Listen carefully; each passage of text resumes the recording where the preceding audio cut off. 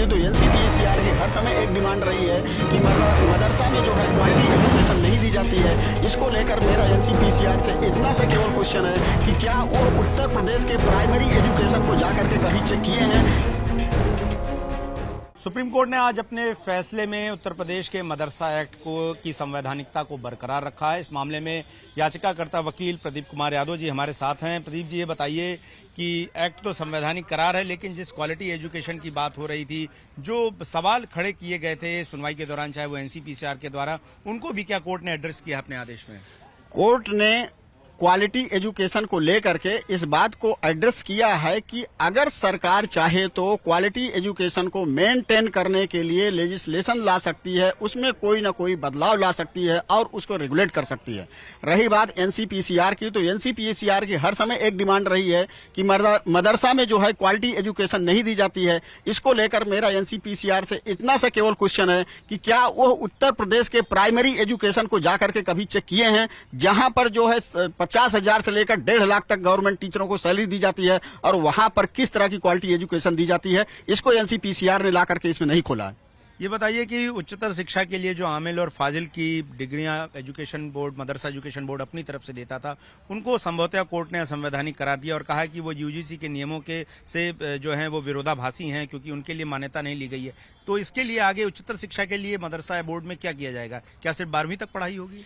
मदरसा board में फिलहाल आज तक जो आज सुप्रीम कोर्ट ने फैसला दिया है, इसके तहत जो है केवल 12वीं तक पढ़ाई होगी और केवल मदरसा बोर्ड की नहीं है, कोई भी माइनॉरिटी इंस्टीट्यूशन से जितने हैं वो इंटर तक ही अपने बोर्ड चलाते हैं, चाहे वो क्रिश्चियन से गवर्न हो रहे हो, चाहे किसी और धर्म से गवर्न हो रहे हो।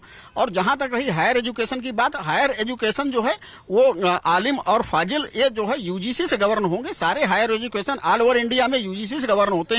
तो इसलिए अगर मदरसा बोर्ड को इस तरह की कोई एजुकेशन देना है तो उसे यूजीसी से मान्यता लेना मैंडेटरी है, जिसका हम स्वागत करते हैं। जब ये सुनवाई चल रही थी उसी दौरान एनसीपीसीआर का एक आदेश आया था। उन्होंने पत्र लिखकर कहा था कि जो गैर मुस्लिम छात्र मदरसों में पढ़ रहे हैं उनको बाहर निकालकर जो मुख्य धारा के स्कूल हैं या सरकारी स्कूल हैं उनमें डाला जाए। इसको लेकर भी कोई स्पष्टता हुई है कि गैर मुस्लिम छात्रों का क्या होगा जो पढ़ते हैं? इसको लेकर ऑनरेबल चीफ जस्टिस ने स्पष्टता कर दी है कि जो मदरसा बोर्ड में मदरसा में जो बच्चे पढ़ रहे हैं उनको जो है रिलीजियस एजुकेशन के लिए कंपेल नहीं किया जाएगा, क्योंकि आर्टिकल 25 और आर्टिकल 29 सारे बच्चों के लिए एक समान है।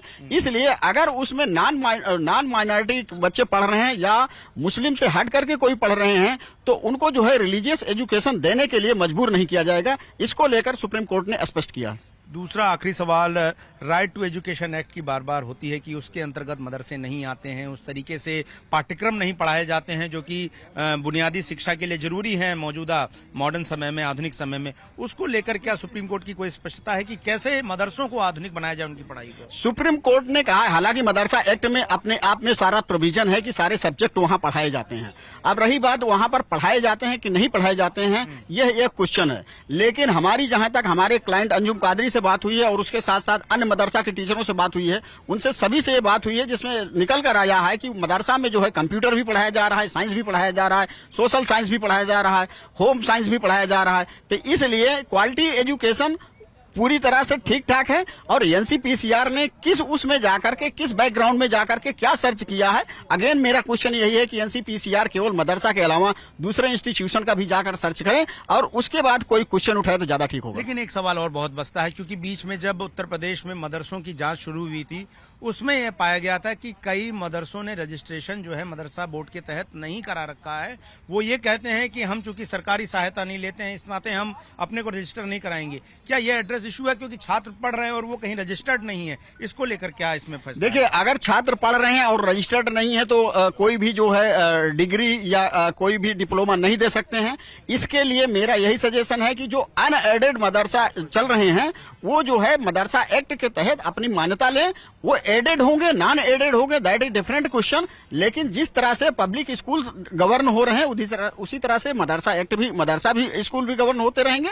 और जिसको लेकर के उन्हें मदरसा एक्ट के थ्रू अगर रजिस्ट्रेशन नहीं है तो रजिस्ट्रेशन कराना मैंडेटरी है। चलिए, तो कुल मिलाकर सुप्रीम कोर्ट का ये फैसला जाहिर तौर पर इस बात को ध्यान में रखकर दिया गया है कि संविधान कहता है कि धार्मिक और भाषाई रूप से जो अल्पसंख्यक लोग हैं वो अपनी धार्मिक शिक्षाओं को दे सकते हैं और उसी के तहत मदरसों में इस्लामिक शिक्षा जो है, धार्मिक शिक्षाएं दी जाती हैं। लेकिन सुप्रीम कोर्ट ने यह भी कह दिया है कि जो बदलाव इसमें जरूरी मदरसा एक्ट में यूपी सरकार चाहती है वो कर सकती है, लेकिन फिलहाल इस मदरसे एक्ट को संवैधानिक बरकरार रखते हुए सुप्रीम कोर्ट ने इलाहाबाद हाईकोर्ट के फैसले को पलट दिया है। सुप्रीम कोर्ट ने संवैधानिकता बरकरार रखी है मदरसा एक्ट की, और मदरसा एक्ट जिसको लेकर उत्तर प्रदेश में के हाईकोर्ट, इलाहाबाद हाईकोर्ट में एक याचिका दाखिल की गई थी, और उसमें जो याचिकाएं थी उसमें जो हाईकोर्ट ने कहा था कि जो यूपी का मदरसा एक्ट है वो संवैधानिक नहीं है, और ऐसे में मदरसे जो है वो बंद होने की कगार थे।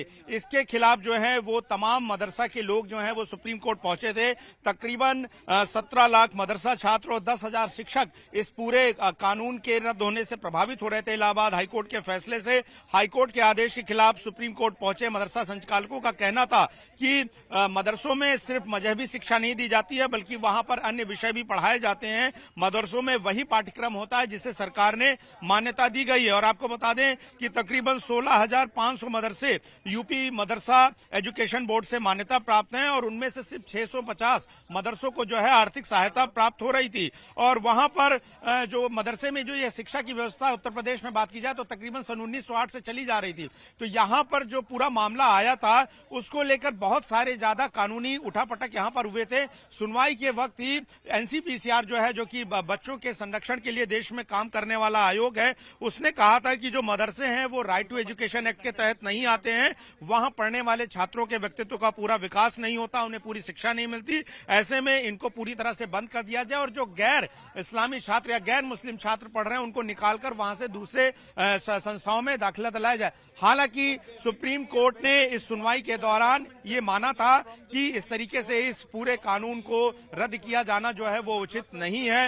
उत्तर प्रदेश सरकार भी जो है वो मदरसा एक्ट के खिलाफ पूरी तरह नहीं थी। हालांकि इलाहाबाद हाईकोर्ट के फैसले के खिलाफ उत्तर प्रदेश सरकार ने कोई अपील सुप्रीम कोर्ट में दाखिल नहीं की थी, लेकिन जब इस मामले में उत्तर प्रदेश सरकार से जवाब मांगा गया तो उत्तर प्रदेश सरकार की तरफ से यह कहा गया कि कुछ प्रावधानों को छोड़कर वो मदरसा एक्ट के इस पूरे कानून से सहमत है। और कुल मिलाकर सुप्रीम कोर्ट ने अपने फैसले में, जिसकी अध्यक्षता खुद मुख्य न्यायाधीश की बेंच कर रही थी, उसने ये कहा है कि जो यूपी का मदरसा एक्ट है वो पूरी तरह से संवैधानिक है। और इस फैसले के बाद जो है वो सभी जो मदरसे में पढ़ने वाले छात्र हैं, शिक्षक हैं, सभी को बहुत राहत की खबर है। और फिलहाल मदरसे पहले की तरह चलते रहेंगे, लेकिन एक बहुत महत्वपूर्ण फैसला, और ये देखना होगा कि खास करके इस मामले में जमीयत उलेमा हिंद जो कानूनी लड़ाई लड़ रहा है, देखिए इम्पैक्ट सीधा सीधा है, क्योंकि अगर एक पूरा एक्ट खत्म हो जाए तो उस एक्ट के तहत चलने वाले जितने भी मदरसे थे जिनको लेकर कई बार सवाल खड़े होते हैं, उनके अस्तित्व पर सवाल खड़ा हो जाता।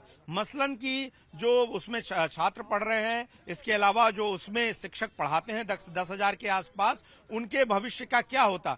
दूसरा ये कि क्या इतने सारे छात्रों को जो कि मदरसे में पढ़ रहे हैं उनको एक साथ सरकारी स्कूलों में एकोमोडेट किया जा सकता था, क्योंकि ज्यादातर दीनी तालीम हासिल करने वाले मुस्लिम छात्र गरीब परिवार से आते हैं, और वो माता पिता जो अपने बच्चों को महंगे स्कूलों में या निजी स्कूलों में नहीं भेज पाते हैं वो वहां जाते हैं। दूसरा ये कि ये भी कहा गया कोर्ट में कि जैसे वैदिक शिक्षा की पढ़ाई होती है, संस्कृत की शिक्षा की पढ़ाई होती है, वैसे ही दीनी तालीम के लिए जो माता पिता अपने बच्चों को भेजना चाहते हैं वो जाकर मदरसों में पढ़ते हैं।